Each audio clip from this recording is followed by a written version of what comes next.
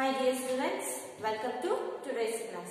So in our previous classes, we have already discussed about the concept which are related to distance and displacement. What is the mean by distance and what is the mean by displacement? So can we differentiate between distance and displacement? Yeah, of course. So distance is a what? Scalar quantity, and displacement is a what? Vector quantity. Here the distance is totally depend upon what?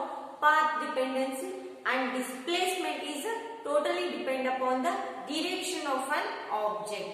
So ನಾನು previous classes ಅಲ್ಲಿ already ಹೇಳಿದಾಗೆ so distance ಅನ್ನೋದು ಏನಾಗುತ್ತೆ ಅಂದ್ರೆ total ಏನು path covered by an object ಆಗಿರುತ್ತೆ. ಅಂದ್ರೆ so ಯಾವುದೇ ಒಂದು ಆಬ್ಜೆಕ್ಟ್ ನೋಡಿ ಇನಿಷಿಯಲ್ ಪಾಯಿಂಟ್ ಇಂದ ಫೈನಲ್ ಪಾಯಿಂಟ್ ಗೆ ರೀಚ್ ಆಗಬೇಕಂದ್ರೆ ಯಾವ ಒಂದು ಎಷ್ಟು ಡಿಸ್ಟೆನ್ಸ್ ಅನ್ನ ಕವರ್ ಮಾಡೈತಿ ಹೌದಾ. So this is called as what? a path covered by an object, okay, from the initial point to the final position. So that is called as a distance. But what is the mean by displacement? So displacement, it is nothing but what? Shortest distance. So this is nothing but what?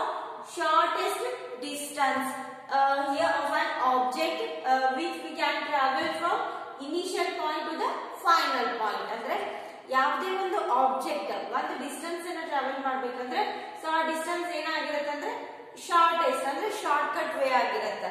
So that is called as what?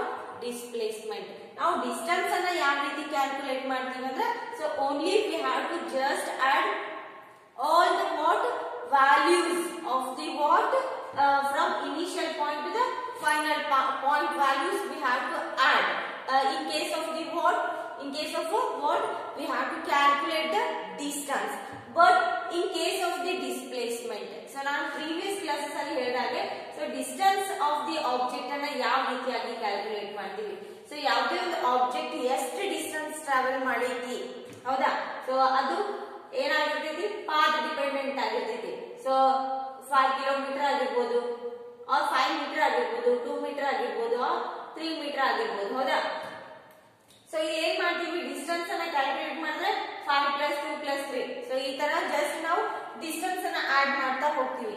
But in case of the displacement ಯಾವ ರೀತಿ ಆಗಿರುತ್ತೆ ಅಂದ್ರೆ so ನಾವು direction ಅಂದ್ರೆ ಯಾವ direction ಅಲ್ಲಿ object move ಆಗೈತಿ. So ಇಲ್ಲಿ ನೋಡ್ರಿ here an object which moves towards what? East direction, okay, and here in this case also an object which move towards the east direction, okay, and but in case of this here an object can takes what? Turn from towards where? East to what? West ಹೌದಾ. So ಇಲ್ಲೇನಾಗೈತಿ? ಒಂದು object A ಇಂದ B ಗೆ ಚಲಿಸಬೇಕಂದ್ರೆ east direction ಅಲ್ಲಿ move ಆಗೈತಿ. So ಪುನಃ ಏನ್ ಮಾಡೈತಿ? So again it turns to or again it takes what? Towards the east direction only, but further it takes what? The direction towards what? West ಅಂದ್ರೆ west side ಅಲ್ಲಿ move ಆಗೈತಿ ಹೌದಾ. So totally ಇಲ್ಲೇನಂದ್ರೆ so displacement ಯಾವಾಗ್ಲೂ ಏನಾಗಿರುತ್ತೆ? Direction dependent ಆಗಿರುತ್ತೆ ಹೌದಾ. So ನೋಡಿ ಡಿಸ್ಪ್ಲೇಸ್ಮೆಂಟ್ ಅನ್ನ ನಾವು ಯಾವ ರೀತಿಯಾಗಿ ಕ್ಯಾಲ್ಕುಲೇಟ್ ಮಾಡ್ತೀವಿ ಅಂದ್ರೆ so first towards what? East direction ಅಲ್ಲಿ ಇರ್ತಕ್ಕಂತ ಎಲ್ಲಾ ವ್ಯಾಲ್ಯೂಸ್ ಅನ್ನ ನಾವು ಫಸ್ಟ್ ಆಡ್ ಮಾಡ್ತೀವಿ. So this is nothing but what? Initial points are initial points minus final points ಅಂತಾನು ತಗೋಬಹುದು ಇದಕ್ಕೆ ಹೌದಾ. ಸೊ ಇನಿಷಿಯಲ್ ಪಾಯಿಂಟ್ಸ್ ಯಾವ ರೀತಿ ಆಗೈತಿ? Towards East direction 5 + 2, so that is 7, and we have to subtract what? That the direction towards the west ಅಂದ್ರೆ ಅದು ಎಷ್ಟಾಗಿರ್ತೈತಿ? 3 metre ಆಗಿರ್ತೈತಿ. then so this is nothing but what? Displacement ಅಂದ್ರೆ 7 - 3 ಏನಾಗಿರುತ್ತೆ? 4 metre distance, okay. But distance ಅನ್ನ ಯಾವ ರೀತಿಯಾಗಿ calculate ಮಾಡ್ತೀವಿ? 5 + 2 + 3. so this is nothing but what? 5 + 2 7, 7 + 3 10 ಹೌದಾ. ಸೊ 10 ಮೀಟರ್ ಆಯ್ತು. ಸೊ ಯಾವ ಒಂದು ಏನು ನಂಬರ್ ಜಾಸ್ತಿ ಐತಿ? 10 ಮೀಟರ್ ಹೌದಾ. ಸೊ ಡಿಸ್ಟೆನ್ಸ್ ಇಲ್ಲಿ ಜಾಸ್ತಿ ಆಯ್ತು ಬಟ್ ಡಿಸ್ಪ್ಲೇಸ್ಮೆಂಟ್ ಕಡಿಮೆ ಆಯ್ತು. ಸೊ ಇದಕ್ಕೆ ಏನಂತ ಕರಿತೀವಿ? ಡಿಸ್ಪ್ಲೇಸ್ಮೆಂಟ್ ಅಂದ್ರೆ shortest distance between initial position to the final position ಆಗಿರುತ್ತೆ, okay. And next concept about the displacement here So here take one straight line. Okay, so here an object starts from initial point to the final point. ಹೌದಾ?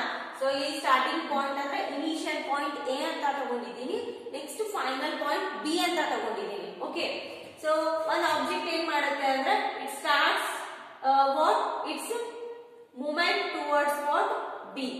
So around how much kilometer? Around 10 meter distance. Okay, so here this is called as what? Initial. ಹೌದಾ? So ಇಲ್ಲಿ ಒಂದು object so B ಗೆ reach ಆಗ್ಬೇಕಂದ್ರೆ so ಯಾವ ರೀತಿಯಾಗಿ distance ಅಂದ್ರೆ 10 metre distance ಅನ್ನ ಮೂವ್ ಆಗುತ್ತೆ. ಹೌದಾ? So after that here an object which moves towards what final position, that is B, and again it takes what one more movement that towards A.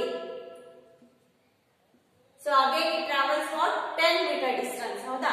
So ಯಾವುದೇ ಒಂದು object A ಇಂದ B ಗೆ reach ಆಗಬೇಕು ಅಂದ್ರೆ so ಎಷ್ಟು distance ಅನ್ನು travel ಮಾಡ್ತೀವಿ?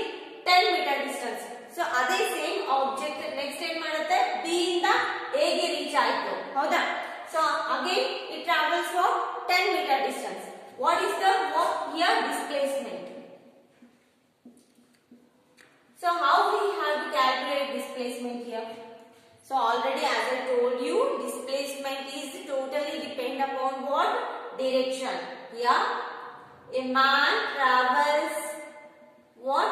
Here the direction towards what? East, and here towards the west. So ಏನು ಮಾಡಬೇಕು? Displacement is equal to initial position minus final position.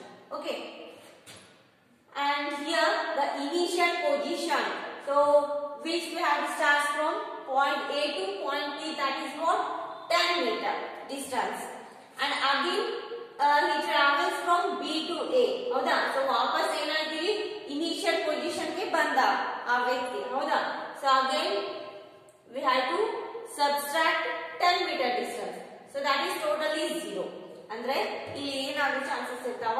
So displacement ಏನಾಗುತ್ತೆ ಅಂದ್ರೆ ಇಲ್ಲಿ ಯಾವುದೇ ಒಂದು ವಸ್ತು ಇನಿಷಿಯಲ್ ಪೊಸಿಷನ್ ಇಂದ ಫೈನಲ್ ಪೊಸಿಷನ್ ಗೆ ಮತ್ತೆ ಅಗೇನ್ ಪುನಃ ಏನ್ ಮಾಡುತ್ತೆ? ಫೈನಲ್ ಪೊಸಿಷನ್ ಇಂದ ಇನಿಷಿಯಲ್ ಪೊಸಿಷನ್ ಗೆ ಬಂತು ಅಂದ್ರೆ ಏನಾಗಿರುತ್ತೆ? ಇಲ್ಲಿ ಡಿಸ್ಪ್ಲೇಸ್ಮೆಂಟ್ ಯಾವಾಗಲೂ 0 ಆಗಿರುತ್ತೆ. ಸೊ ಯಾವುದೇ ಒಂದು ಎಕ್ಸಾಂಪಲ್ ತಗೊಳ್ಳಿ. ಹೌದಾ? So from home to school ತಗೊಳ್ಳಿ.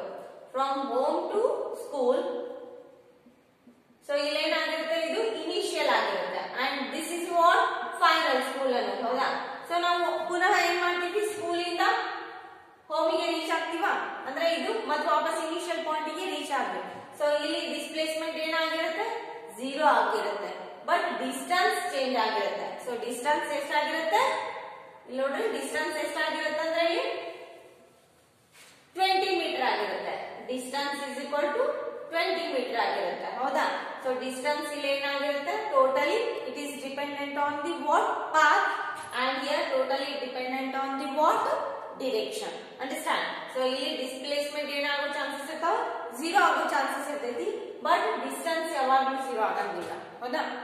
ಸೊ ಇನಿಷಿಯಲ್ ಪಾಯಿಂಟ್ ಇಂದ ವಾಪಸ್ ಇನಿಷಿಯಲ್ ಪಾಯಿಂಟ್ ಗೆ ಬಂತಂದ್ರೂ ಕೂಡ ಡಿಸ್ಟೆನ್ಸ್ 0 ಆಗಂಗಿಲ್ಲ, ಬಟ್ ಡಿಸ್ಪ್ಲೇಸ್ಮೆಂಟ್ ಅಲ್ಲಿ ಇನಿಷಿಯಲ್ ಪಾಯಿಂಟ್ ಇಂದ ಏನು ಹೋದಂತ ವ್ಯಕ್ತಿ ಅಂದ್ರೆ ಮೂವ್ ಆದಂತ ವ್ಯಕ್ತಿ ಪುನಃ ಇನಿಷಿಯಲ್ ಪಾಯಿಂಟ್ ಗೆ ಬರ್ತಾನೆ ಅಂದ್ರೆ, ಸೊ ಫೈನಲ್ ಪಾಯಿಂಟ್ ಗೆ ರೀಚ್ ಆಗಿ ಪುನಃ ಇನಿಷಿಯಲ್ ಪಾಯಿಂಟ್ ಗೆ ಬರ್ತಾನೆ ಅಂದ್ರೆ ಅಲ್ಲಿ ಡಿಸ್ಪ್ಲೇಸ್ಮೆಂಟ್ ಏನಾಗ್ತೈತಿ?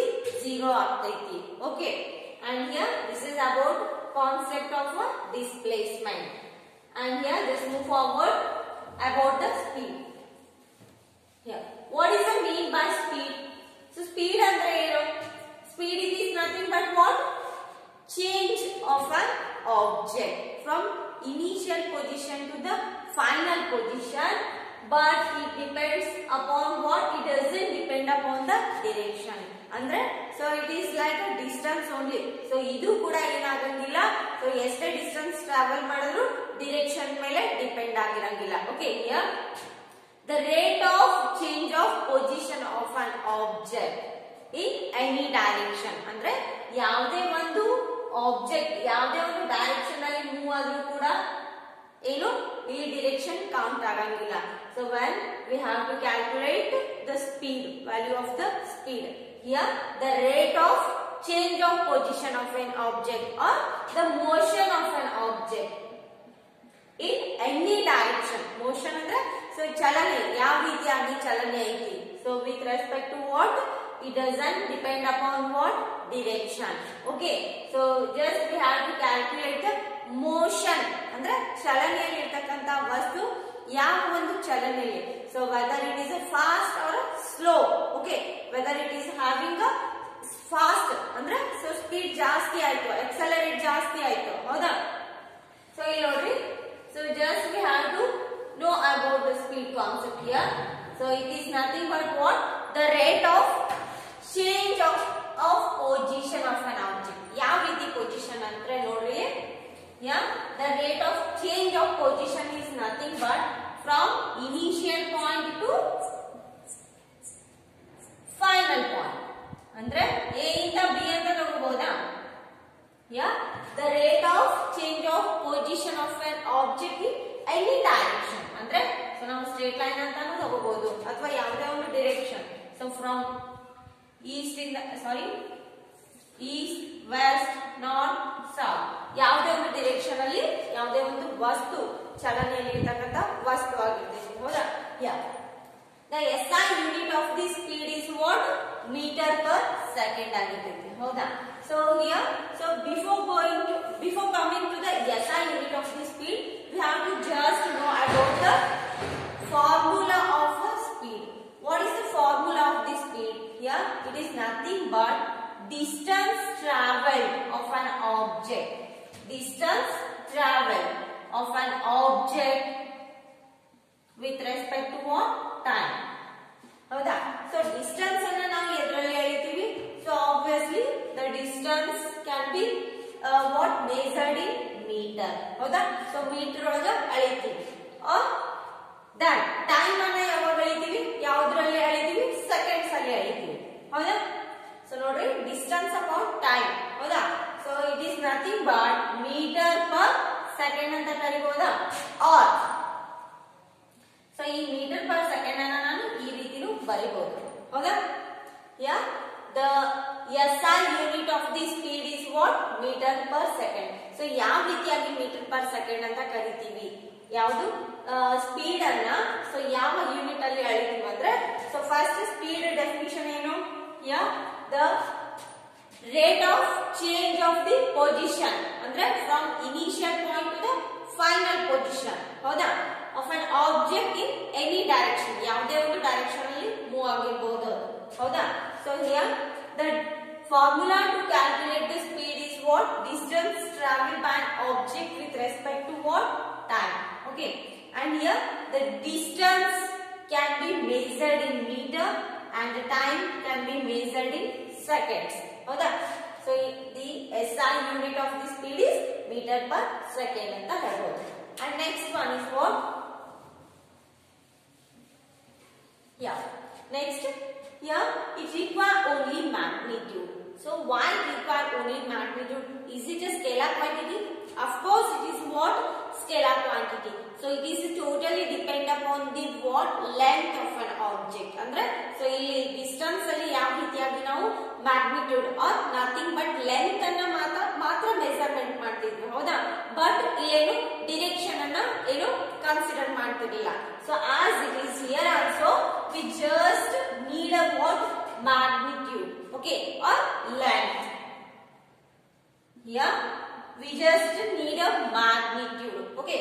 And here the average speed of an object. So ಎಷ್ಟು ಅಂದ್ರೆ ಇಲ್ಲಿ ಯಾವುದೇ ಒಂದು ಆಬ್ಜೆಕ್ಟ್ ಒಂದು ಇನಿಷಿಯಲ್ ಪಾಯಿಂಟ್ ಇಂದ ಫೈನಲ್ ಪೊಸಿಷನ್ ಗೆ ರೀಚ್ ಆಯ್ತು ಅಂದ್ರೆ ಸೊ ಅದಕ್ಕೆ ಏನಂತ ಕರಿತೀವಿ? Average. So average speed of an object can be measured in total distance traveled by an object divided by total time taken. ಅಂದ್ರೆ so ಎಷ್ಟು ಡಿಸ್ಟೆನ್ಸ್ ಟ್ರಾವೆಲ್ ಮಾಡೈತಿ, ಸೊ ಆ ಆಬ್ಜೆಕ್ಟ್ ಏನ್ ಮಾಡೈತಿ, ಸೊ ಎಷ್ಟು total distance travel divided by total time taken. Okay. So further, so based on this speed formula and also average speed formula, so some of the what problems are there, so which are related to these formulas. Okay so ಇಲ್ಲಿ ಏನಾಗಿರುತ್ತೆ speed ಯಾವಾಗಲೂ ಏನಾಗಿರುತ್ತೆ ಯಾವ quantity speed ಅನ್ನೋದು scalar quantity ಆಗಿರುತ್ತೆ so ಇಲ್ಲಿ ಕೂಡ ಏನಾಗಂಗಿಲ್ಲ so object ಯಾವುದೇ ಒಂದು ಡಿರೆಕ್ಷನ್ ಅಲ್ಲಿ ಮೂವ್ ಆದ್ರೂ ಕನ್ಸಿಡರ್ ಆಗಂಗಿಲ್ಲ but here we need just a magnitude of an object ಹೌದಾ ಸೊ ಅಂದ್ರೆ ಸೊ ಕೇವಲ ಡಿಸ್ಟೆನ್ಸ್ ಲೈಕ್ ಡಿಸ್ಟೆನ್ಸ್ ತರಾನೇ ನಾವು ಯಾವ ರೀತಿಯಾಗಿ ಏನು ಮ್ಯಾಗ್ನಿಟ್ಯೂಡ್ ಅನ್ನ ಫೈಂಡ್ ಔಟ್ ಮಾಡ್ತೀವಿ ಅದೇ ರೀತಿಯಲ್ಲಿ ಇದು ಸ್ಪೀಡ್ ಆಫ್ ದಿ ಆಬ್ಜೆಕ್ಟ್ ಕೂಡ ಅಂದ್ರೆ distance travel by object is divided by what total time taken okay and further simplification so which are based on this formula will continue in our next class so here some of the numerical problems are there so based on these two formulas and also distance and displacement will continue in our next video okay